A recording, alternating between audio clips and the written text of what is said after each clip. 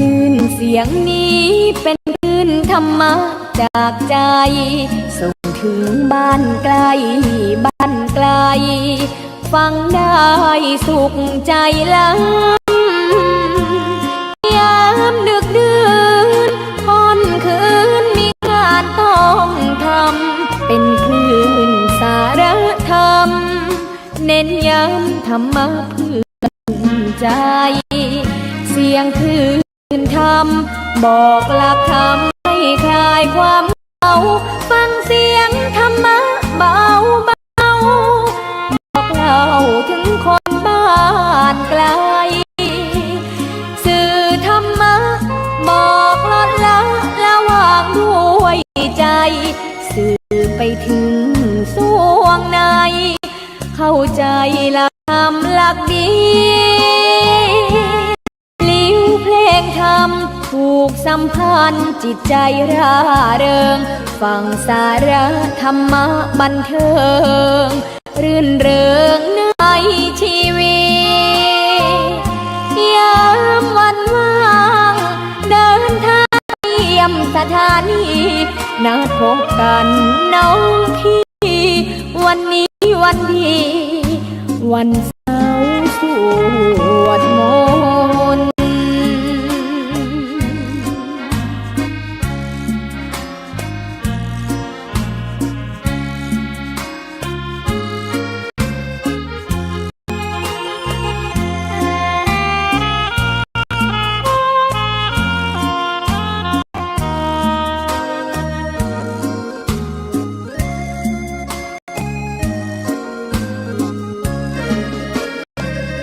เสียงคลื่นธรรมบอกหลักธรรมให้คลายความเหงาฟังเสียงธรรมะเบาเบาบอกเล่าถึงคนบ้านไกลสื่อธรรมะบอกละวางด้วยใจสื่อไปถึงสวงในเข้าใจหลักธรรมหลักดีเพลงธรรมผูกสัมพันธ์จิตใจร่าเริงฟังสาระธรรมะบันเทิงรื่นเริงในชีวิตยามวันว่างเดินทางไปเยี่ยมสถานีนัดพบกันน้องพี่วันนี้วันดีวันเสาร์สวดมนต์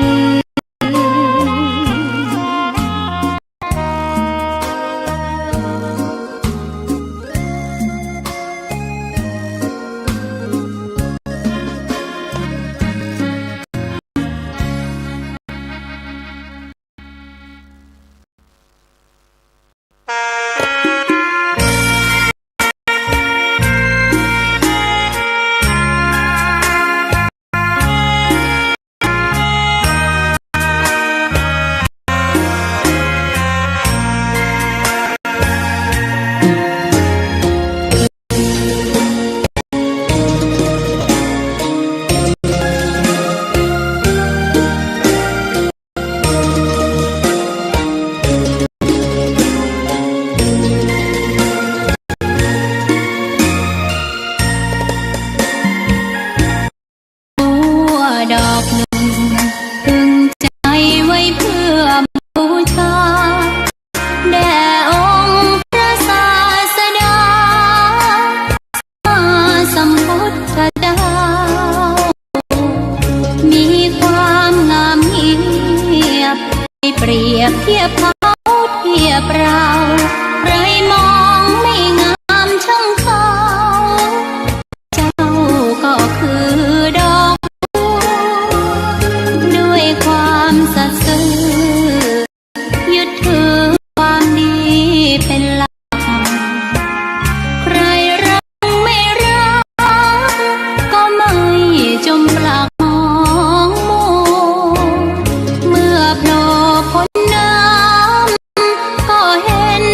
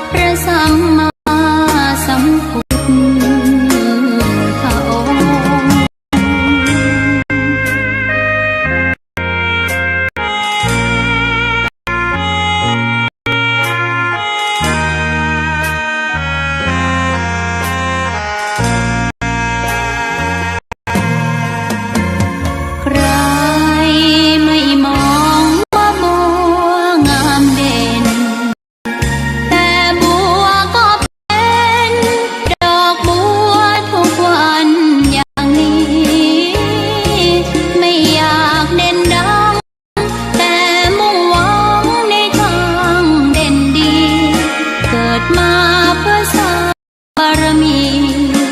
ถวายชีพนี้บูชา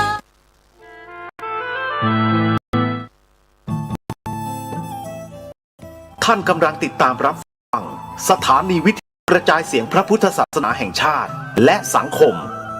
คลื่นเพื่อการศึกษาพระพุทธศาสนาและวัฒนธรรมระบบ FM 104.5 เมกะเฮิรตซ์รายการต่อไปเป็นรายการคดีโลกคดีธรรม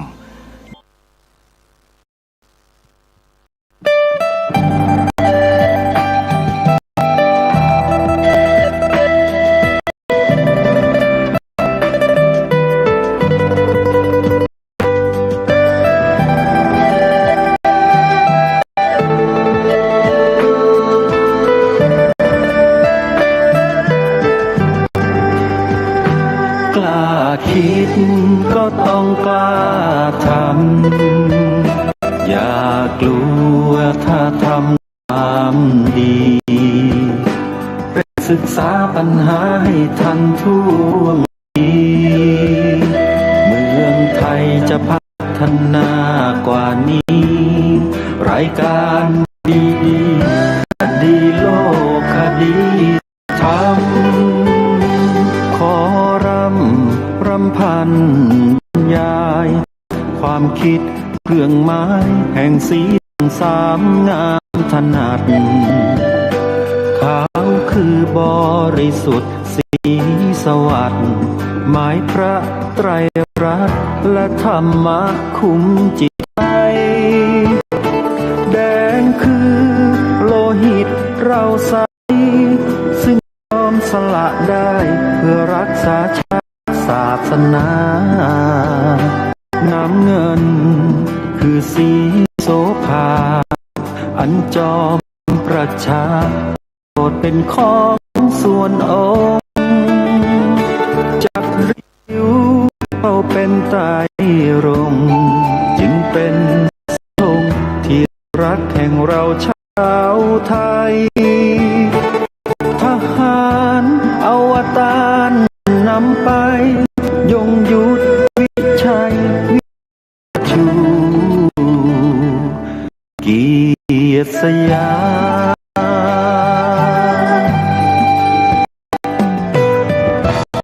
ประเทศไทยที่เจริญมั่นคงมาได้จนถึงทุกวันนี้มิได้เกิดขึ้นจากความหวาดกลัวอย่างคลาดเขลาแต่บรรพบุรุษไทยของเราทุกยุคทุกสมัยล้วนแต่มีความกล้าหาญและชาญฉลาดปกป้องเอกราชสร้างชาติให้เกิดความมั่นคงโดยมีธงพระไตรรัตน์เป็นเครื่องนำชัยจึงเป็นที่มาไปของรายการคดีโลกคดีธรรมกล้าคิดก็ต้องกล้าทำอย่ากลัวถ้าทำความดีเร่งศึกษาปัญหาให้ทันท่วงทีเมืองไทยจะพัฒนากว่านี้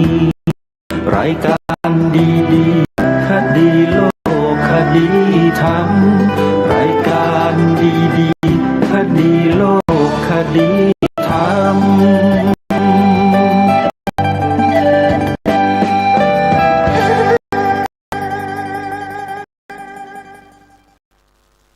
ขอกราบถวายความนอบน้อมแด่พระรัตนตรัยถวายความเคารพพระมหาเถระพระเถรานุเถระทุกท่านขอเจริญสุขญาติโยมสาธุชนที่กำลังติดตามรับฟังรายการสถานีวิทยุแห่งนี้ทุกท่านขอนำท่านผู้ฟังเข้าสู่รายการคดีโลกคดีพบกันในวันนี้วันแรม4 ค่ำเดือน 8วันนี้ตรงกับวันอาทิตย์ที่2 สิงหาคมพระพุทธศักราช2569รายการคดีโลกคดีธรรมมีให้ท่านผู้ตามรับฟังเป็นประจำทุกวันทางสถานีวิทยุแห่งนี้ท่านสามารถติดตามรับฟังผ่านโทรศัพท์มือถือได้ โดยการดาวน์โหลดแอปพลิเคชันที่ชื่อว่าวิทยุพุทธศาสนาทั่วไทยหรืออีกแอปหนึ่งชื่อว่าวิทยุพุทธศาสนาสาธุชนผู้ฟังทุกท่านเมื่อวานนี้รายการได้หยิบยกเรื่องพระราชนิเทศนาป่าซึ่งเป็นหัวใจหลักที่คนไทยเราจะต้องมีโอกาสศึกษาเรียนรู้สดับฟังกันสักครั้งหนึ่งเพื่อให้เราได้ประจักษ์ถึงแนวพระราชดำริของบูรพมหากษัตริย์ไทยเราถือว่าเป็นพระราชบรรพบุรุษไทยมาแต่โบราณที่สืบสานโบราณประเพณีของแผ่นดินเอาไว้โดยสืบต่อพระพุทธศาสนาให้เป็นศาสนาประจำราชอาณาจักรนี้มาโดยตลอดพอเปลี่ยนแปลงการปกครอง2475เป็นต้นมาเนี่ยเรื่องเหล่านี้สิ่งเหล่านี้ที่องค์บูรพมหากษัตริย์ได้ทรงสร้างไว้ได้ทรงกระทำเอาไว้ให้แก่พวกเราถูกคนในยุคการเปลี่ยนแปลงนี่แหละเริ่มที่จะไม่ให้ความสำคัญปล่อยปละละเลยไม่นำมาบูรณาการในระบบการศึกษาของชาติทำให้คนไทยเราจำนวนไม่น้อยเกือบจะลืมชาติไปแล้วโยมพอพูดเรื่องนี้แล้วเดี๋ยวยาวเลยประมาณยาวเลยนะถึงเรื่องนี้เพราะว่ามันเป็นสิ่งที่พวกเราจะต้องรับรู้ร่วมกันนะท่านผู้ฟังไม่จะอยู่กันไปวันๆหนึ่งใครจะมาทำอะไรผู้ยี่ผู้ยำต่อสถาบันชาติสถาบันพระพุทธศาสนาสถาบันพระมหากษัตริย์ของเราแล้วเราก็เฉยๆกันไม่ได้นะไม่ได้เลยนะโยมอันนี้ถือว่าเป็นที่ตามกฎรัฐธรรมนูญที่ให้ไว้ด้วยบุคคลมีหน้าที่วงเล็บหนึ่งพิทักษ์รักษาไว้ศาสนาพระมหากษัตริย์และระบอบปกครองแบบประชาธิปไตยอันมีพระมหากษัตริย์ทรงเป็นประมุขมาตรานี้คือหน้าที่ของพวกเราทุกคนไม่ว่าใครทั้งนั้นนะรัฐธรรมนูญระบุเอาไว้บุคคลก็คือใครก็ได้คนใดคนหนึ่งมีหน้าที่พิทักษ์รักษาไว้ชาติศาสนาพระมหากษัตริย์รายการคดีโลกคดีธรรมทำหน้าที่อยู่ตรงนี้ตามอำนาจของกฎหมายรัฐธรรมนูญที่ให้ไว้ไม่ไปเบียดเบียนเลยยอพระพุทธศาสนาให้เห็นเด่นชัดให้ชัดเจนโดยอาศัยหลักฐานที่มีปรากฏอยู่บนสีขาวธงชาตินี่แหละคือสัญลักษณ์เอกลักษณ์อัตลักษณ์หนึ่งเดียวที่เราเนี่ยละเลยกันมาโดยตลอดแปลงการปกครองคิดการที่จะให้ประเทศนี้เป็นอย่างนั้นเป็นอย่างนี้ไปสารพัดเพจนกระทั่งประชาชนในชาติเนี่ยลืมความเป็นชาติของตัวเองไปเลยก็มีเหมือนกันลืมไม่ลืมก็ลองไปถามดูเด็กคนไทยทุกวันนี้ถาม2 ข้อที่ทางรายการได้ถามไปเมื่อวานเนี่ยจำได้ไหมท่านข้อที่1ประเทศไทยมีศาสนาอะไรเป็นศาสนาประจำข้อที่2สีขาวบนผืนธงชาติไทยนั้นหมายถึงศาสนาอะไรลองไปถามดูสิว่าลืมชาติตัวเองหรือเปล่าถ้าตอบผิดแปลว่าลืมชาติตัวเองถ้าตอบถูกแปลว่ายังไม่ลืมชาติก็แปลว่ายังมีความกตัญญูกตเวทีเปี่ยมอยู่ยังมีความมั่นคงอยู่นี่แหละคือสิ่งที่ทางรายการให้ความสำคัญอย่าคิดว่าไม่สำคัญนะคุณอยู่ในบ้านอยู่ในเรือนแล้วคุณเปิดประตูต่างอ้าซ่าทิ้งไว้หมดเนี้ยมันสมควรเหรอของบ้านจะต้องทำตัวแบบนั้นน่ะ มันก็ต้องปิดหน้าต่างให้ชิดใช่ไหมหลับนอนค่ำกลางคืนป้องกันอันตรายต่างๆนะป้องกันลมแดดยุงเหลือบไถจะมากัดมาทำอะไรมันก็ต้องปิดประตูหน้าต่างมิดชิดแต่ทุกวันนี้ไงพอพวกลัทธิสิทธิมนุษยชนเข้ามาครอบหน่อยเท่านั้นแหละเปิดหน้าต่างเปิดบ้านเปิดฝาบ้านหมดเลยฟรีสไตล์เลยเป็นไงแล้วเป็นไงบ้างล่ะผีหาซาตานบ้านไม่รู้เรื่องนั่งกินอยู่กับผีนอนอยู่รู้เรื่องกันแล้วพวกเราทุกวันนี้อันนี้คือข้ออุปมานะท่านผู้ฟังอุปมาให้ฟังอุปมาบ้านหลังนี้ก็เหมือนกับประเทศชาติเมืองของเรานั่นแหละเราเปิดบ้านเปิดเมืองเปิดอะไรเนี่ยต้องดูด้วยว่าเปิดได้แค่ไหนแล้วควรจะทำยังไงถึงจะให้บ้านเมืองเราปลอดภัยไม่ใช่เปิดเหมือนอย่างที่ใครมาหลอกพวกเราอยู่พวกสิทธิมนุษยชนเนี่ยตัวดีนะรู้จักมันดีอย่างไรสิทธิมนุษยชนเนี่ยมันมีมายังไงเป็นยังไงแล้วมันไปหลอกประเทศไหนเขาไว้บ้างแล้วรู้บ้างหรือเปล่าโยมเนี่ยพอพูดอย่างนี้เดี๋ยวพวกนักสิทธิมนุษยชนฟ้องไม่ได้หรอกสิ่งที่พูดเนี่ยพูดเพื่อปกป้องประเทศชาติพระศาสนาพระมหากษัตริย์ตามกฎหมายรัฐธรรมนูญพวกคุณเนี่ยสิทธิทั้งหลายคุณปกป้องหรือเปล่าคุณมาอาศัยอยู่บนผืนแผ่นดินนี้ทำมาหากินของคุณอยู่เนี่ยคุณปกป้องสิ่งเหล่านี้ตามรัฐธรรมนูญที่เขาให้ไว้ไหมถ้าไม่คุณก็ไม่มีสิทธิ์ที่จะมาดำเนินการอะไรกับพวกเราทำหน้าที่ตามกฎหมายรัฐธรรมนูญชัดเจนถูกไหมโยมนี่แหละคือสิ่งที่เราจะต้องช่วยกันทางรายการเนี่ยย้ำไม่ได้ให้ช่วยอะไรมากเลยแค่นำเอา2ประโยคนี้กลับมาบูรณาการลูกหลานเยาวชนคนไทยเราเนี่ยให้พูดกันปากให้มันเกริกไปให้หมดเลย1พระพุทธศาสนาขออภัยใช่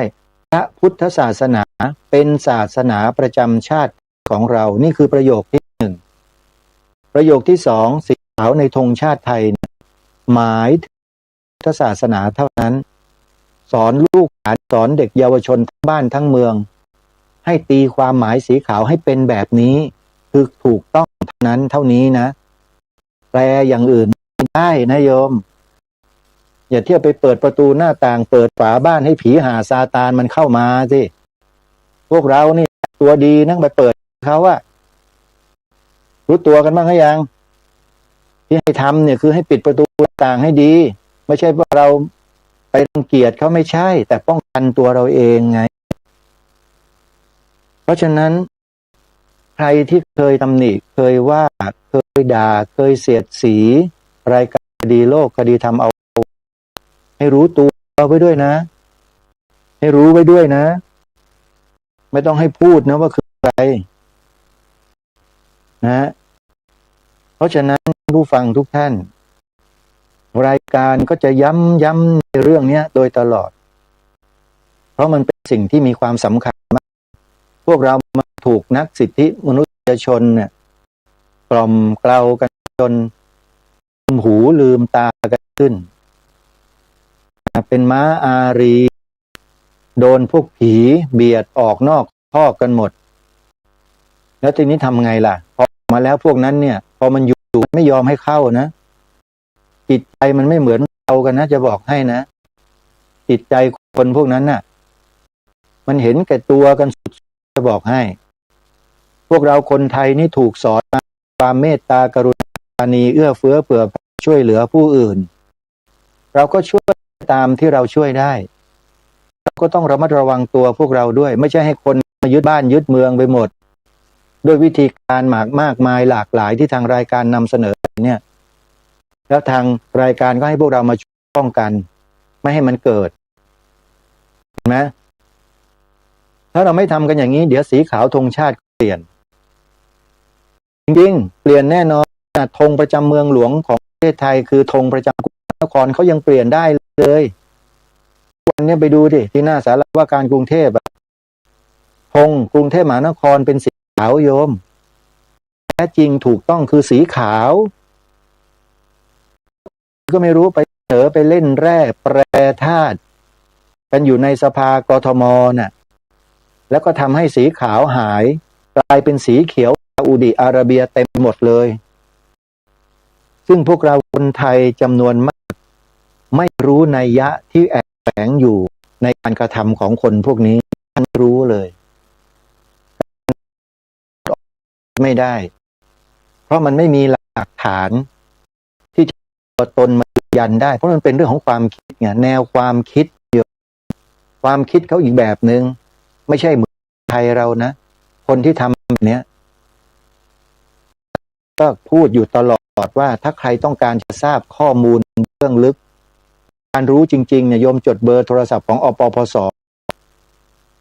ถามเขาเลยเขาเคลื่อนไหวต่อสู้เรื่องพวกนี้อยู่เขามีข้อมูลหมดเลยทุกอย่างนะใน3 จังหวัดแดนภาคใต้อะไรเป็นข้อมูลหมดจดเบอร์ไว้นะโยม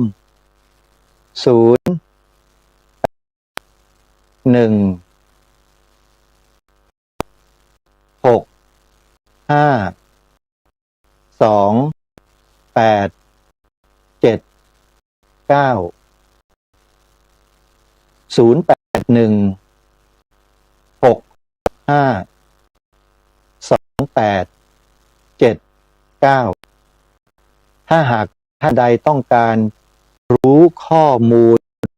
เชิงลึกซึ่งทางรายการนำมาออกอากาศไม่ได้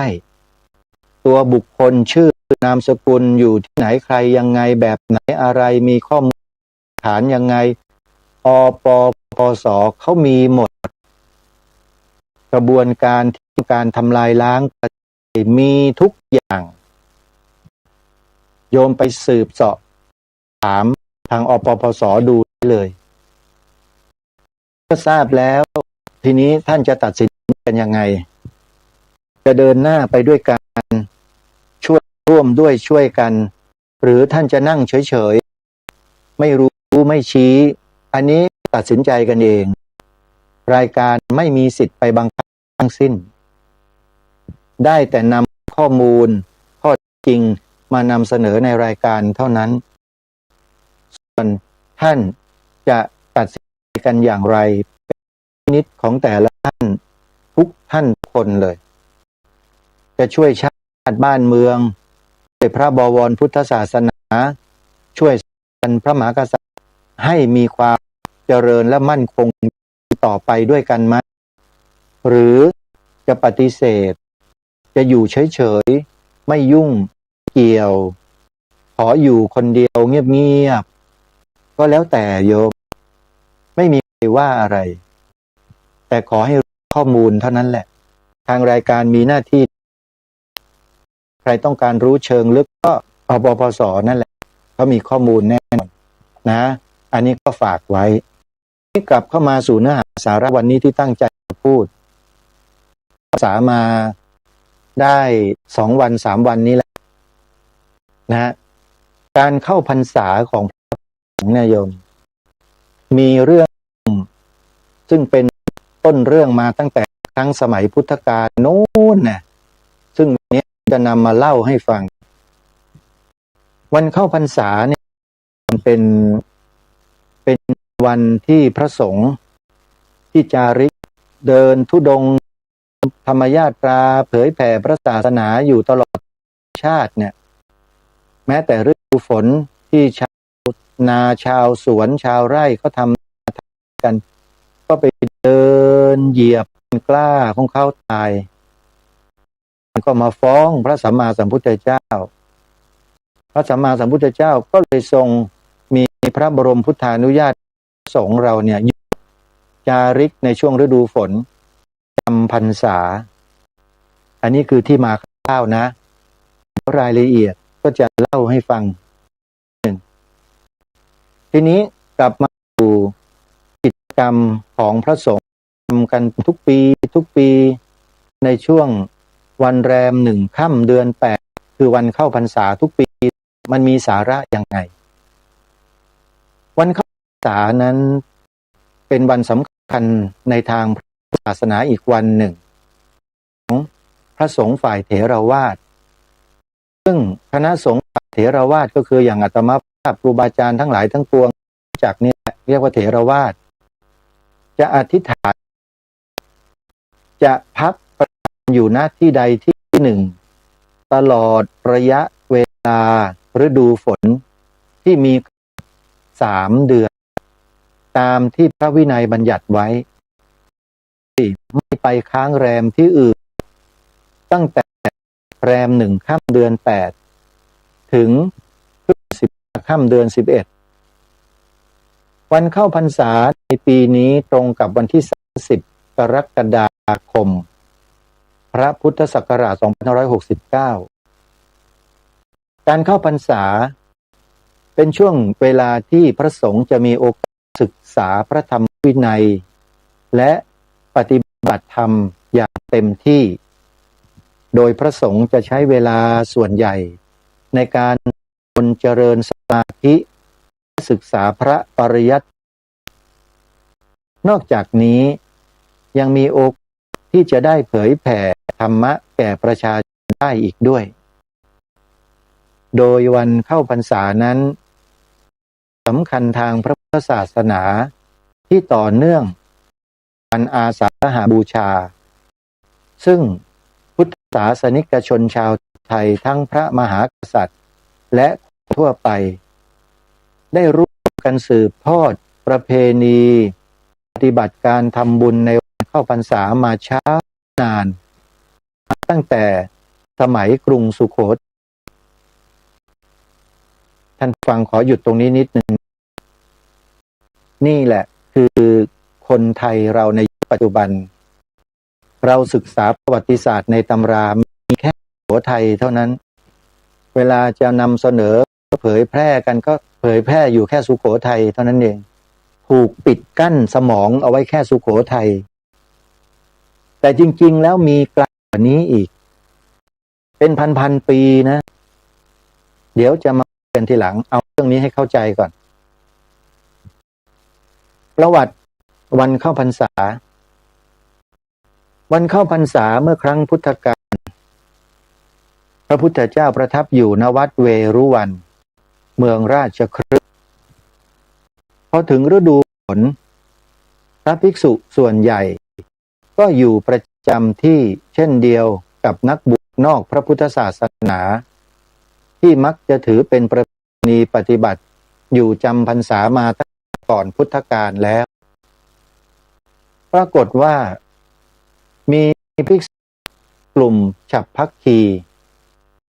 พาบริวารจำนวน 1,500 รูปเที่ยวจาริกไปตามที่ต่างๆเนื่องจากตอนต้นพุทธกาลนั้นยังไม่มีพุทธานุญาตให้ภิกษุอยู่จำพรรษาทำให้ชาวบ้านพากันติเตียนถึงการจาริกของท่านเพราะไปเหยียบข้าวกล้าในนาหายเมื่อเรื่องรู้ไปถึงพระสัมมาสัมพุทธเจ้าพระองค์จึงทรงรับสั่งให้ประชุมสงฆ์ถามจนได้ความจริงแล้วพระพุทธองค์ก็ทรงบัญญัติให้พระภิกษุอยู่จำพรรษาเป็นเวลา3 เดือนในฤดูฉะนั้นสาเหตุที่พระพุทธเจ้าทรงมีพุทธานุญาตการจำพรรษาอยู่ณสถานที่ใดสถานที่หนึ่งเดือนแก่พระสงฆ์นั้นมีเหตุผลเพื่อให้พระสงฆ์ได้หยุดพักการจาริกเผยแผ่พระศาสนาไปตามสถานที่ต่างๆซึ่งจะเป็นไปด้วยความยากลำบากในช่วงฤดูฝนเพื่อป้องกันความเสียหายจากการเดินเหยียบย่ำธัญพืชของชาวบ้านที่ปลูกลงในแปลงฤดูฝนและโดยเฉพาะอย่างยิ่งช่วงเวลาจำพรรษาตลอด3 เดือนนั้นเป็นช่วงเวลาและโอกาสสำคัญในรอบปีที่พระสงฆ์จะได้มาอยู่จำพรรษารวมกันในอาวาสหรือ สถานที่ใดสถานเพื่อศึกษาพระธรรมวินัยพระสงฆ์ที่ทรงความรู้ได้แลกเรียนรู้ประสบการณ์และสร้างความสามัคคีในหมู่คณะของสงฆ์ด้วยกันในวันเข้าพรรษาและช่วงฤดูพรรษากาลตลอดทั้ง3 เดือนนั้นพุทธศาสนิกชนชาวไทยจึงถือเป็นโอกาสอันดีที่จะบำเพ็ญกุศลด้วยการเข้าวัดบุญใส่บาตรฟังพระธรรมเทศนาซึ่งสิ่งที่พิเศษจากวันสำคัญอื่นๆคือมีการถวายหลอดไฟหรือเทียนเข้าพรรษาและผ้าอาบน้ำฝนพระสงฆ์ด้วยเพื่อสำหรับสงฆ์ได้ใช้สำหรับการอยู่จำพรรษาในอดีตนั้นชายไทยที่เป็นพุทธศาสนิกชนเมื่ออายุครบบวชจะนิยมบรรพชาอุปสมบทเป็นพระสงฆ์เพื่ออยู่จำพรรษาตลอดฤดูพรรษาการทั้ง3 เดือนโดยพุทธศาสนิกชนไทยจะเรียกการบรรพชาอุปสมบทเพื่อจำพรรษาตลอดพรรษาการว่าบวชเอาพรรษาอย่างไรก็ดีหนังสือวันเข้าพรรษาที่จัดพิมพ์โดยสำนักงานคณะกรรมการวัฒนธรรมแห่งชาติกระทรวงวัฒนธรรมได้กล่าวไว้ว่าในกรณีที่มีกิจจำเป็นพระพุทธเจ้า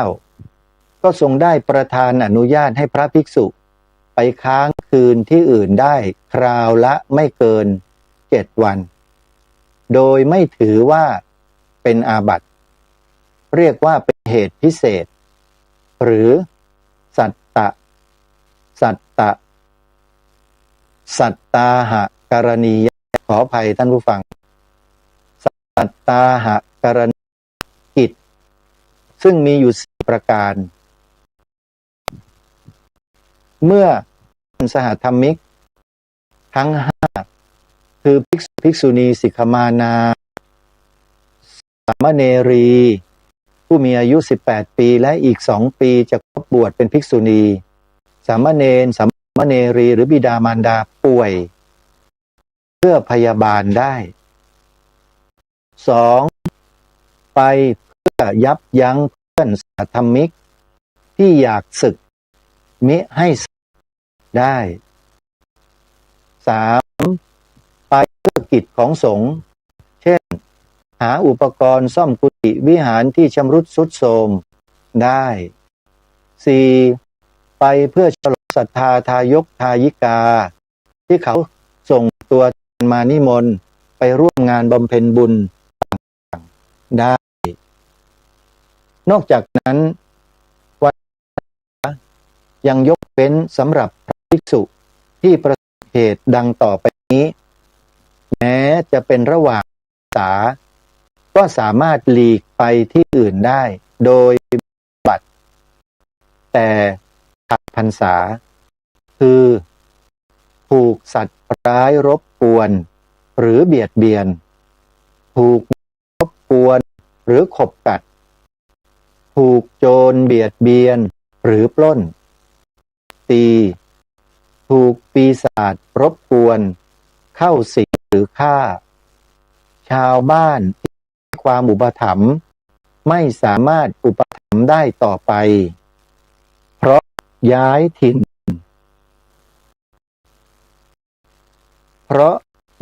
นฐานที่หรือเสนาสนะของภิกษุถูกไฟไหม้น้ำหรือมีผู้จะพยายามทำร้ายพระภิกษุสามารถหลีกไปอยู่ที่อื่นระหว่างพรรษาได้วันเข้าพรรษานอกจากจะเป็นที่พระภิกษุอยู่ประจำที่ดังกล่าวยังก่อให้เกิดประเพณีสำคัญขึ้นอีก2 ประเพณีคือประเพณีถวายผ้าอาบน้ำฝนและประเพณีแห่เทียนพรรษาประเพณีที่มีในวันเข้าพรรษา2 ประเพณีดังกล่าวนั้นประเพณีถวายผ้าอาบน้ำฝนเกิดขึ้นโดยมีเรื่องเล่าว่าในสมัยครั้งพุทธครั้งหนึ่ง นางวิสาขามหาอุบาสิกา ต้องการจะนิมนต์พระภิกษุไปฉันภัตตาหารที่บ้าน จึงให้หญิงไปพระวิหารเชตวันเพื่อนิมนต์พระปรากฏว่านางไปเห็นพระภิกษุเปลือยกายอาบน้ำฝนอยู่จึงมารายงานด้วยความเข้าใจผิดว่าไม่พบพระเห็นแต่พวกชีเปลือยนางวิสาขาก็รู้ด้วยปัญญาว่าคงเป็นพระอาบน้ำฝนอยู่ดังนั้นนางจึงได้ทูลขอพรจากพระสัมมาสัมพุทธเจ้าขอถวายผ้าอาบน้ำแด่พระภิกษุและภิกษุณีเป็นประจำแต่นั้นมาจึงเกิดเป็นประเพณีที่ชาวพุทธปฏิบัติสืบต่อมาจนถึงทุกวันนี้และกล่าวกันว่าผู้ที่ถวายผ้าอาบน้ำฝนจะได้รับในสงฆ์เหมือนการถวายผ้าอื่นๆตามในที่พระพุทธเจ้าตรัสไว้คือทำให้เป็นผู้มีผิวพรรณผ่องใสสวยงามไม่มีโรคภัยไข้เจ็บมีความสะอาดผ่องใสทั้งกายและใจประเพณีแห่เทียนพรรษานั้นเกิดจากความจำเป็นที่ว่าสมัยก่อนยังไม่มีไฟฟ้าใช้เช่นปัจจุบันดังนั้นเมื่อภิกษุอยู่รวมมากๆเพื่อปฏิบัติกิจวัตรเช่นการสวดมนต์ตอนเช้ามืดและตอนพลบค่ำการศึกษาพระปริยัติธรรมการบูชาพระรัตนตรัยจำเป็นต้องใช้แสงสว่างจากเทียนดังนั้นบ้านได้ร่วมกันนำเทียนมาถวายซึ่งช่วงต้นก็คงจะถวายเล็กธรรมดาครั้นต่อมาได้มีการมัดเทียนเล็กๆมารวมกันเป็นต้นคล้ายต้นกล้วยหรือลำไม้ไผ่และติดกับฐานที่เรียกว่าต้นเทียนหรือต้นเทียนพรรษาและก็วิวัฒนาการมาเรื่อยๆจนเป็นพรรษาอย่างที่เราเห็นกันอยู่ในปัจจุบันกล่าวกันว่าเทียนพรรษาเริ่มมาจากผู้ที่นับศาสนาพราหมณ์ฮินดูซึ่งนับถือวัวที่เป็นพาหนะของพระอิศวรเมื่อวัวตายก็จะเอาสีจากวัวมาทำเป็นน้ำมันเพื่อจุดบูชาพระเป็นเจ้าที่ตนเคารพแต่ชาวพุทธจะทำเทียนเพื่อบูชาพระรัตนตรัยโดยเอาจากรังผึ้งรังต้มเอาขี้ผึ้งมาฟั่นเป็นเทียนเล็กๆเพื่อจุดบูชาพระและได้ยึดเป็นประเพณีที่จะนำเทียนมาถวายพระภิกษุในช่วงเช้าของพรรษาในช่วงของการเข้าพรรษาเพื่อปรารถนาให้ตนเองมีสติปัญญาเฉลียวฉลาดดุจดังแสงสว่างของเทียนอันหนึ่งการที่พระภิกษุจำนวนมากอยู่จำพรรษาถึง3 เดือนนี้นับเป็นโอกาสเหมาะที่จะได้ศึกษาเล่าเรียนพระวินัยและประพฤติปฏิบัติธรรมกับพระเถระที่เป็นอุปชฌาย์อาจารย์อย่างเต็มที่ในขณะเดียวกันก็เป็นโอกาสให้พุทธศาสนิกชนได้ไปบำเพ็ญกุศลเช่นทำบุญตักบาตรรักษาศีลสวดมนต์ฟังธรรมเจริญภาวนาตลอดจนไปศึกษาหาความรู้กับพระภิกษุซึ่งต่อมาเกิดเป็นประเพณีนิยมที่จะให้ลูกหลานไปบวชเรียนในช่วงเข้าพรรษาเพื่อให้ได้ศึกษาพระธรรมวินัยคำสอนของพระพุทธองค์และได้ฝึกตนเองสำหรับปัจจุบันได้มีพุทธศาสนิกชนจำนวนไม่น้อยที่ถือเอาวันเข้าพรรษาเป็นวันสำรวจพฤติกรรมของตนที่ผ่านมาและตั้งจิตอธิษฐานที่จะลดละเลิกสิ่งที่ไม่ดีต่าง เช่น เลิกเหล้าอดบุหรี่การพูดจาหยาบคายเป็นต้นในช่วงเทศกาลเข้าพรรษา3 เดือนโดยที่วันนี้เป็นวันเริ่มต้นในการกระทำดีซึ่งก็นับว่าเป็นระยะเวลาที่ยาวนานเพียงพอสำหรับตั้งใจสร้างเสริมคุณลักษณะที่พึงประสงค์ให้เกิดขึ้นอันมีอานิสงส์ทำให้ตนเองครอบครัวและสังคมเกิดความสุขสงบร่มเย็นการเข้าพรรษาของพระสงฆ์แบ่งเป็น2 ประเภทคือ 1. ปุริมพรรษาคือการเข้าพรรษาแรกการเข้าพรรษาแรกเริ่มตั้งแต่วันแรม1 ค่ำเดือน 8สำหรับปีอธิกมาสคือมีเดือน2 หนจะเริ่มในวันแรม1 ค่ำเดือน 8หลังจนถึงวันขึ้น15 ค่ำเดือน 11หลังจากออกพรรษาแล้วพระที่อยู่จำพรรษาครบ3 เดือนก็มีสิทธิ์ที่จะรับกฐินมีช่วงเวลาเพียง1 เดือนนับตั้งแต่วันแรม1 ค่ำเดือน 11ถึงขึ้น15 ค่ำเดือน 12 2. ปัจฉิมพรรษาคือการเข้าพรรษาหลังการเข้าพรรษาหลังใช้ในกรณีที่พระภิกษุต้องเดินทางไกลหรือมีเหตุสุดวิสัย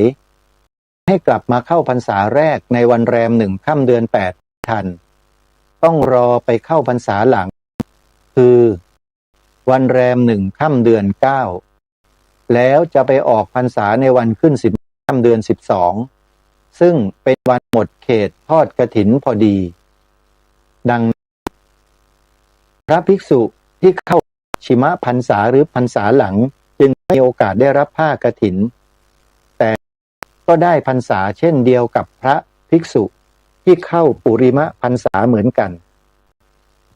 ในประเทศไทยภิกษุส่วนใหญ่จะจำพรรษาในช่วงปุริมพรรษา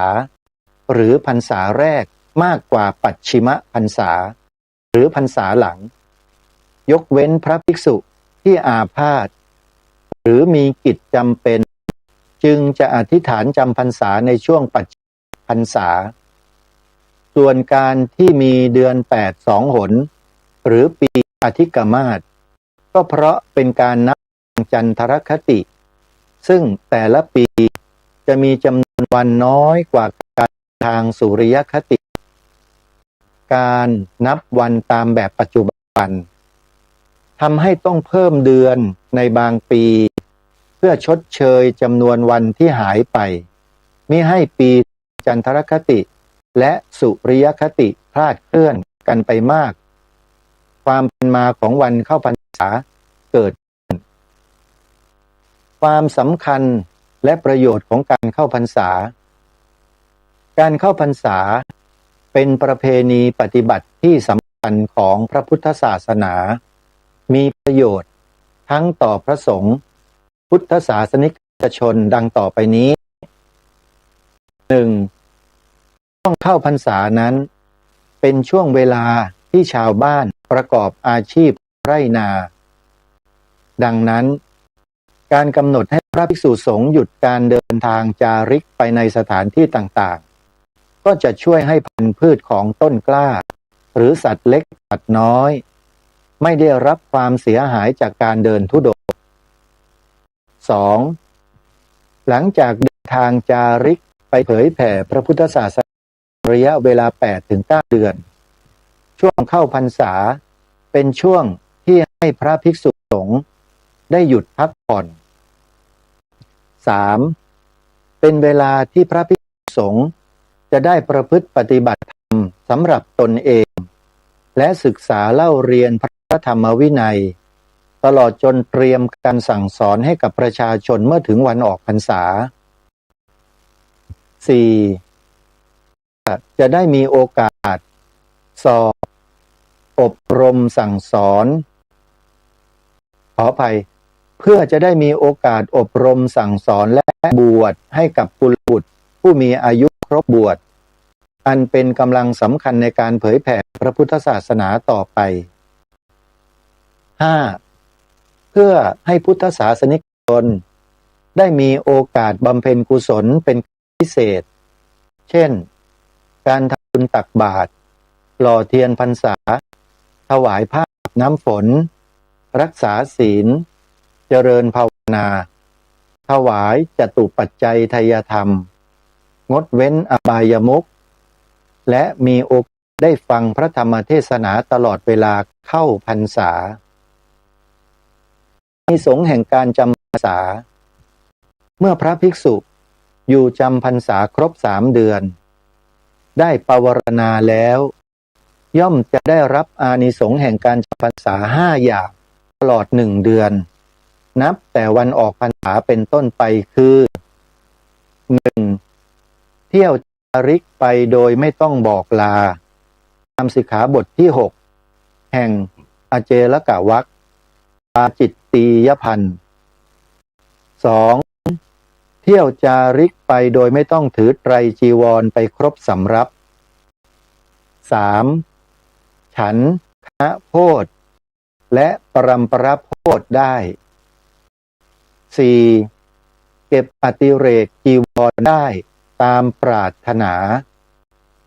5. จีวรอันเกิดขึ้นในที่นั้นเป็นของพวกเธอและยังได้โอกาสที่จะกรานกฐินได้รับอานิสงส์พรรษาทั้งห้าขึ้นนั้นเพิ่มออกไปจากอีก4 เดือนในฤดูหนาวคือตั้งแต่แรม1 ค่ำเดือน12ไปจนถึงขึ้น15 ค่ำเดือน4ด้วยกิจกรรมในวันเข้าพรรษาที่นิยมทำกันนั้นก็ได้แก่บาตรถวายเทียนพรรษาถวายผ้าอาบน้ำฝนถวายจตุปัจจัยทายธรรมพระธรรมเทศนาเวียนเทียนรอบพระอุโบสถรักษาศีล 5งดเว้นอบายมุขเจริญภาวนาสำหรับพุทธศาสนิกชนในวันเข้าพรรษานิยมทำบุญตักบาตรถวายเทียนพรรษาผ้าอาบน้ำฝนและจตุปัจจัยธรรมฟังพระธรรมเทศนาและเวียนเทียนรอบพระอุโบสถวันเข้าพรรษาเป็นช่วงเวลาแห่งการประพฤติปฏิบัติธรรมอันดีงามของชาวพุทธเป็นวันแห่งการชำระจิตชำระใจและอ้อมกอดพระพุทธศาสนาให้แน่นแฟ้นยิ่งขึ้นข้อยกเว้นการจำพรรษาของพระสงฆ์แม้การเข้าพรรษานี้ถือเป็นข้อปฏิบัติสำหรับพระภิกษุโดยตรงที่จะละเว้นไม่ได้ไม่ว่ากรณีใดๆก็ตามแต่ว่าในการจำพรรษาของพระสงฆ์ในระหว่างพรรษานั้นอาจมีกรณีจำเป็นบางอย่างทำให้พระภิกษุผู้จำพรรษาต้องออกจากสถานที่จำพรรษาเพื่อไปค้างที่อื่นพระพุทธองค์ก็ทรงอนุญาตให้ทำได้โดยไม่ถือว่าเป็นการขาดพรรษาโดยมีเหตุจำเป็นเฉพาะกรณีไปตามที่ทรงระบุไว้ในพระไตรปิฎกซึ่งส่วนใหญ่จะเกี่ยวกับการพระศาสนาหรือการอุปถากบิดามารดาแต่ทั้งนี้ก็จะต้องกลับมาภายในระยะเวลาไม่เกิน7 วันการออกนอกสถานที่จำพรรษาล่วงวันเช่นนี้เรียกว่าสัตตาหกรณียะซึ่งเหตุที่ทรงระบุว่าออกจากที่จำพรรษาไปชั่วคราวนั้นเช่น 1. การไปรักษาพยาบาลหาอาหารให้พระภิกษุบิดามารดาที่เจ็บป่วยเป็นต้นกรณีนี้ทำได้กับสหธรรมิก 5และมารดาบิดา 2. การไประงับภิกษุสามเณรที่อยากมิให้สึกได้กรณีนี้ทำได้กับสหธรรมิก 5เช่นกัน 3. การไปเพื่อธุระของคณะสงฆ์เช่นการไปหาอุปกรณ์มาซ่อมกุฏิที่ชำรุดหรือการไป ทำสังฆกรรม เช่น สวดยัตติจตุถกรรมวาจา ให้พระผู้ต้องการอยู่ปริวาสเป็นต้น 4. หากทายกนิมนต์ไปทำบุญก็ไปให้ทายกได้ให้ทาน รับศีล ฟังเทศนาธรรมได้ กรณีนี้หากโยมไม่มานิมนต์ก็จะไปค้างไม่ได้ ซึ่งหากพระสงฆ์ออกจากอาวาสแม้โดยสัตตาหการณียะล่วงกำหนด7 วันตามพระวินัยก็ถือว่าขาดพรรษาและเป็นอาบัติกฎเพราะรับธรรมในกรณีที่พระสงฆ์สัตตาหการณียะและกลับมาตามกำหนดแล้วไม่ถือว่าเป็นอาบัติและสามารถกลับมาจำพรรษาต่อเนื่องไปได้และหากมีเหตุจำเป็นที่ต้องออกจากที่จำพรรษาไปตามวินัยอีกก็สามารถทำได้โดยสัตตาหการณียะแต่ต้องกลับมาภายใน7 วันเพื่อไม่ให้พรรษาขาดและไม่เป็นอาบัติทุกกฎดังกล่าวแล้วและทั้งหมดนี้ก็เป็นประเพณีของการเข้าพรรษาของพระภิกษุในพระพุทธศาสนาของเราซึ่งเราได้สดับรับฟังแล้วก็ทำความเข้าใจร่วมกันแล้วโดยเฉพาะประเด็นที่อยากจะพูดตอนท้ายรายการวันนี้นะก็คือกรณีที่พระสงฆ์อธิษฐานจำพรรษาณพระอารามใดพระอารามหนึ่งแล้วเนี่ยแล้วท่านมีเหตุจำเป็นที่จะต้องออกไปจากที่จำพรรษาในเวลาไม่เกิน7 วันซึ่งในพระธรรมวินัยที่พระสัมมาสัมพุทธเจ้าทรงมีพระบรมพุทธานุญาตเอาไว้ก็มีอยู่4 ประการที่เราทราบกันแล้วนะญาติโยมบางท่า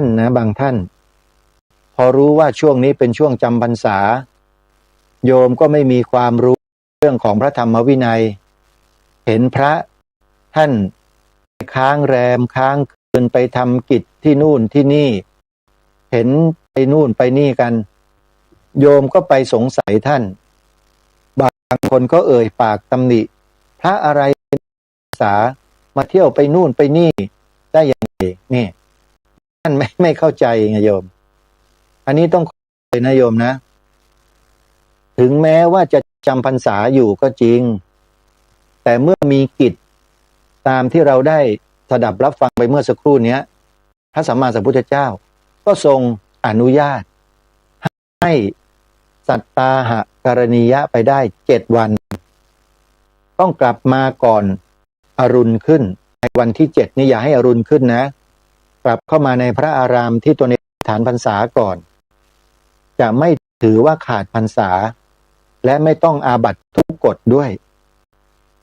และเมื่อมีที่ยังไม่เสร็จก็ให้ทำสัตตาการณียะต่อเนื่องไปอีก7 วันได้เห็นไหมฮะนี่คือพระธรรมวินัยที่พระสัมมาสัมพุทธเจ้าทรงผ่อนผัน